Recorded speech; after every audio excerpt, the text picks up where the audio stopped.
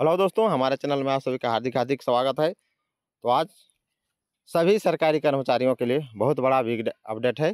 चूँकि पदाधिकारी या गवर्नमेंट या जो नियुक्ति संस्था रहता है या जो नियुक्त करता है या नियुक्त पदाधिकारी, वो बहुत धौंस जमाता है। बर्खास्त कर देंगे, वैसे कर देंगे, वैसे कर देंगे, तो सब कुछ नहीं चलेगा। सब चीज़ नियमतः चलेगा। तो देखिए, एक ऐसे ही मामला आया है। इधर है धनबाद जिला का शिक्षा विभाग का कोई क्लर्क का, जिनको सरकार बर्खास्त कर दिया था और वो बेचारा लड़ते लड़ते सुप्रीम कोर्ट वो कर्मचारी पहुंच गया और जीत के आया।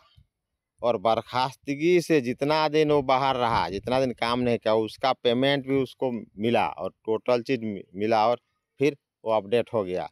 तो देखिए क्या था उसका माजरा और क्या था उसका कंडीशन, किस स्थिति में ऐसा हुआ। तो इसको हम लोग एक एक करके डिटेल जानते हैं। इसलिए सरकारी कर्मचारी जो भी हैं उनको ये चीज़ जानना चाहिए। सरकारी कर्मचारी को रूल रेगुलेशन जरूर जानना चाहिए, क्योंकि बहुत दोष जमा के का मतलब निकाल भी देते हैं बहुत बहुत संस्था। तो देखिए क्या है, एक एक करके जानते हैं। धनबाद के शिक्षा विभाग के क्लर्क के बर्खास्तगी की अवधि का सभी लाभ देने का निर्देश, नो वर्क नो पे का नियम लागू नहीं होता। सेवा से बर्खास्त कर्मचारी भी सभी लाभ पाने का हकदार। हाईकोर्ट सुप्रीम कोर्ट तक हो गया और अपना डिग्री लेके आया। तो देखिए क्या है माजरा। झारखंड हाईकोर्ट ने एक फैसले में कहा कि बर्खास्त कर्मचारी सभी प्रकार के लाभ पाने का अधिकार है। कर्मचारी का बर्खास्तगी आदेश कोर्ट के द्वारा रद्द कर दोबारा नियुक्त करने के आदेश पर यह लागू होगा। भले ही कोर्ट ने बर्खास्तगी अवधि के दौरान का वेतन और सेवानिवृत्ति लाभ देने का निर्देश नहीं दिया है। Justice doctor SN. पाठक की अदालत ने यह निर्देश दिया। अदालत ने कहा कि काम नहीं करने की अवधि के दौरान नो वर्क नो पे का सिद्धांत लागू होता है।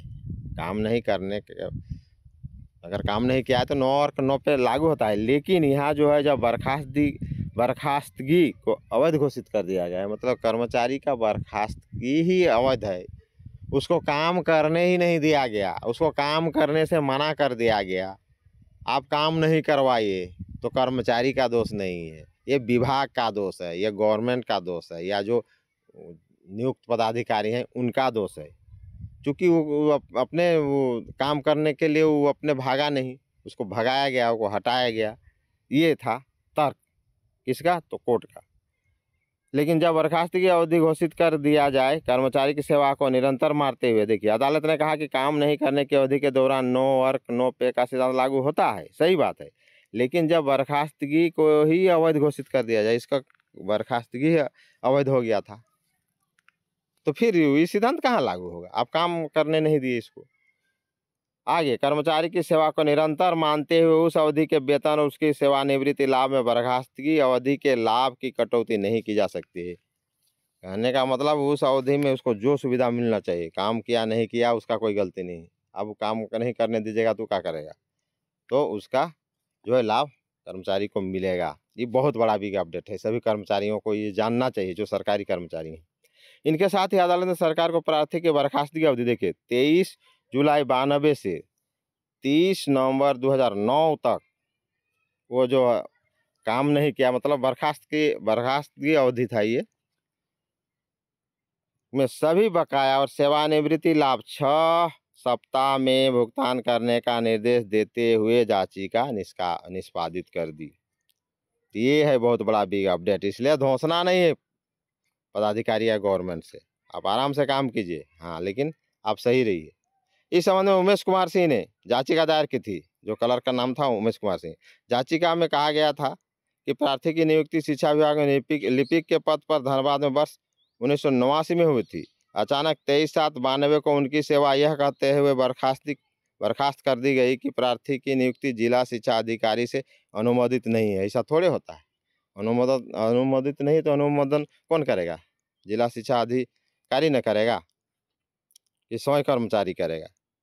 इसके खिलाफ प्रार्थी ने एकल पीठ में याचिका दायर की। एकल पीठ ने प्रार्थी के बर्खास्तगी के आदेश को रद्द कर दिया और सेवा जारी रखने का निर्देश दिया।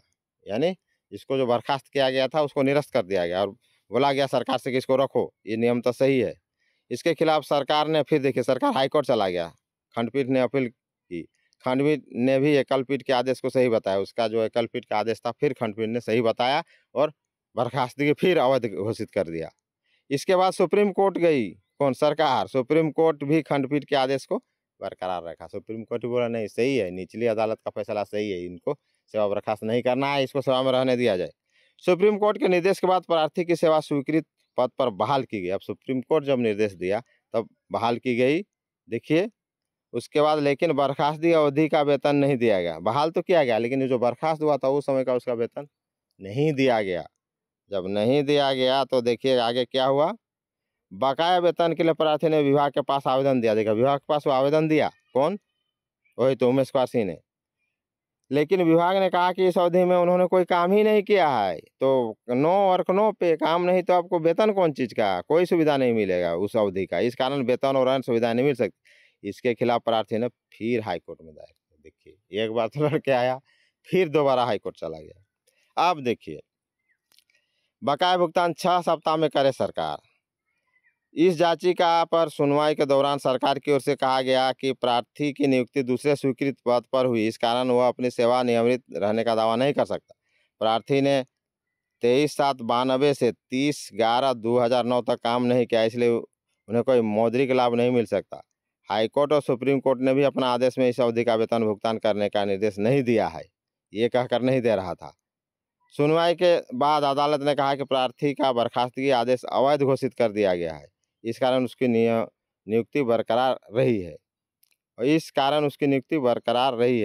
कारण कहने का मतलब है कि जो उसको बर्खास्ती किया गया था तो कोर्ट अवैध कर दिया। तो अवैध जब उसका बर्खास्ती का अवैध है तो ये तो नियमित ही कर्मचारी रहा, ये तो इस कर्मचारी अनियमित नहीं रहा, यानी काम किया, आप काम अपने काम करने नहीं दिए। ये मानते हुए सरकार बर्खास्तगी की अवधि का काम नहीं करने के आधार पर उसे आर्थिक लाभ से वंचित नहीं किया जा सकता। बोला इसको वंचित नहीं कर सकते, तुम तो गलत किए हो, गलत तरीका से नहीं हटाए हो, इसलिए देना होगा। वह इसका हकदार है, इसलिए सरकार उक्त अवधि का बकाया भुगतान 6 माह में करे, 6 सप्ताह में करे और सेवानिवृत्ति के लाभ के भुगतान में इसे शामिल करना होगा और सेवानिवृत्ति में भी इसको जोड़ना होगा। एकदम वो अपडेट देखिए, बहुत बड़ा बिग अपडेट। तो ये रहा आज का बिग अपडेट कि अगर अब बर्खास्त भी हो जाते हैं, अगर अवैध तरीका से होते हैं तो आपको सब पाने का अधिकार रहेगा। ये देखिए कोर्ट का आदेश है, तो यही है। देखिए बर्खास्ती अवैध होने के पर काम नहीं करने का अवधि का वेतन का भी हकदार कोर्ट ने, सुप्रीम कोर्ट ने दे दिया और बाद में गया था हाईकोर्ट ने दे दिया। भले ही कोर्ट ने दोबारा नियुक्त करने के आदेश में बकाया वेतन के भुगतान बात नहीं कही हो, जब बर्खास्तगी अवैध हो जाए तो नो पे का नियम लागू नहीं। तो यही बहुत बड़ा बिग अपडेट है दोस्तों। तो आज का यही बिग अपडेट। तो नए हैं तो मेरा चैनल को सब्सक्राइब कीजिए और जोहार झारखंड।